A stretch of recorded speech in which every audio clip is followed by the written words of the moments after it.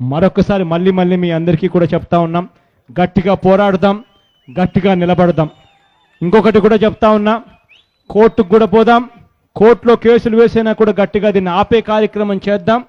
ఎట్టి పరిస్థితుల్లోనూ భూములు పోకుండా చేస్తాం.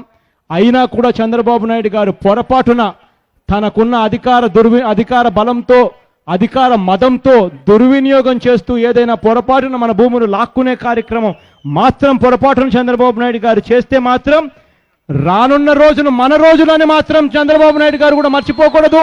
మనం అందరం కూడా అదే గుర్తుపెట్టుకుందాం. రానున్న మన రోజులు 3 ఏళ్లలో చంద్రబాబు నాయుడు గారి ప్రభుత్వం పడిపోతుంది. చంద్రబాబు నాయుడు గారు బంగాళాఖాతంలో పడే రోజు త్వరలోనే వస్తుంది. వచ్చేది మన ప్రభుత్వం. మళ్ళీ మీ భూములన్నీ కూడా తిరిగి మీకు వెనక్కిస్తామని చెప్పి మాత్రం గట్టిగా మీ అందరికీ హామీ ఇస్తూ చెప్తా ఉన్నా. ఈ పోరాటం ఆగదు. అన్ని రకాలుగా మీకు తోడుగా ఉంటాం. వైఎస్ఆర్ కాంగ్రెస్ పార్టీ ఇంతవరకు కూడా మీకు అన్ని రకాలుగా మద్దతు ఇస్తూ వస్తూ ఉంది.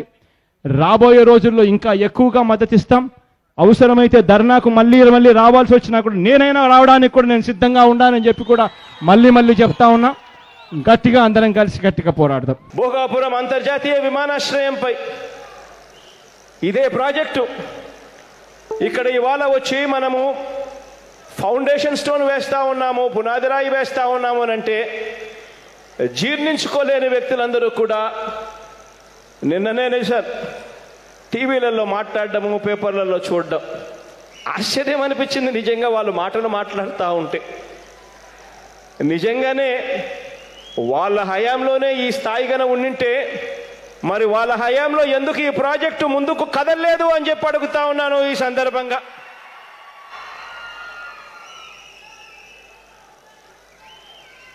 సుప్రీంకోర్టులో కేసుల దగ్గర నుంచి, హైకోర్టులో కేసుల దగ్గర నుంచి, నేషనల్ గ్రీన్ ట్రిబ్యునల్ ఎన్జిటిలో కేసుల దగ్గర నుంచి మొదలైన అనేక కేసులన్నీ కూడా దేవుడి దయతో పరిష్కరించుకుంటూ వచ్చాం. ఏమాత్రం కూడా సిగ్గు లేకుండా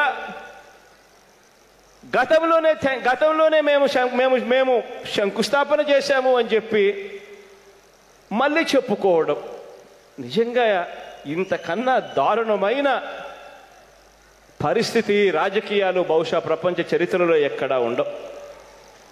ఈరోజు